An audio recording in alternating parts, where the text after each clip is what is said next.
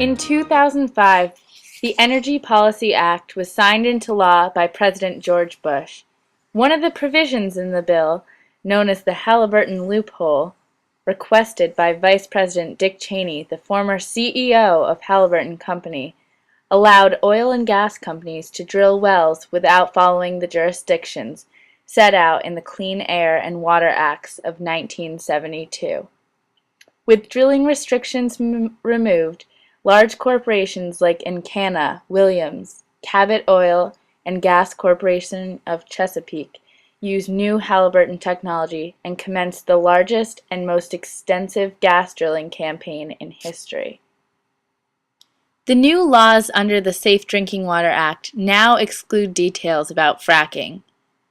The new definition excludes necessary details about the fluids or propping agents included in the fracking process. So while Halliburton and other large oil companies are not required to submit key information about what they're injecting into the ground, property owners are paying the price. The first fracking well was drilled in 1947 by the Gas and Oil Corporation Halliburton. By blasting a mixture of water and chemicals, also known as fracking fluid, 8,000 feet into the ground and creating a miniature earthquake, intense pressure is built up which breaks apart the rock and frees up the natural gas. The fracking fluid required in this process consists of a mixture of 596 chemicals, including corrosion inhibitors, gelants, biocides, and liquid breaker aids.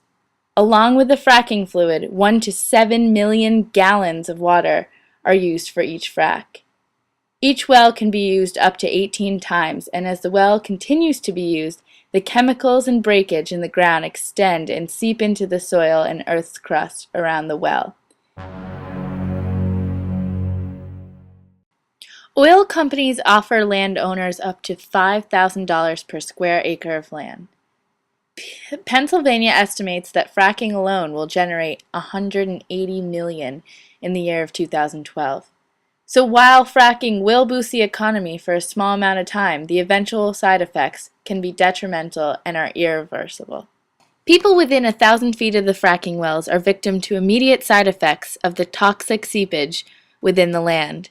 Strong and dangerous chemicals have penetrated the land, and 7 times out of 10, the chemicals end up in the wells and water supplies of the people living near the fracking wells. The side effects of the chemicals are damaging to human health and include testicular toxicity, malformation of the embryo, bone marrow depression, and destruction of red blood cells.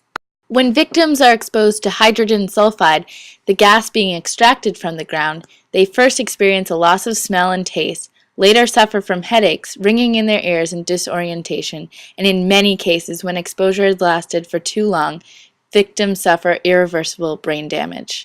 Oil companies are eager to get their hands on the Marcellus Shale located under half of the state of New York. While corporations argue that clean-burning transition fuel found deep under the U.S. soil would save the country a tremendous amount of money and boost our economy, the process of extracting natural gas has proven to have grave side effects and must be explored further before drilling 40,000 wells across the state of New York. A major problem with fracking process is that plants don't usually have the equipment necessary to detect and treat the chemicals released during the drilling and fracking process. When the wastewater emerges from the well, plant operators simply dilute the wastewater and then discharge it into bodies of water close to the site. Because of current conditions in New York and problems faced across the country with fracking, New York environmental activists and property owners have held a 4-year ban against fracking. While environmental activists and New Yorkers would like to make the ban on fracking permanent, they argue that the FRAC Act must be followed if fracking is allowed in the state of New York. Under the FRAC Act, chemicals used in the process and chemical formulas must be revealed over the internet to educate the public about what is occurring. Oil and gas companies must reveal all details about the process to individuals signing consent forms. If an individual becomes ill or hospitalized from fracking, the company conducting the drilling must release all the chemical information to the hospital and physician to treat the patient with the best care possible. Oil and drilling companies must adhere to prior laws in the Safe Drinking Water Act and Clean Water Act before the 2005 Energy Policy Act was allowed. Drilling companies feel they release enough information already, and that the FRAC Act policies are unnecessary and burdensome. Research suggests that following regulations in the FRAC Act will cost drilling companies an additional $100,000 to ensure all safety measures are met, and over half of the oil wells and a third of the gas wells across the country will be shut down due to improper treatment.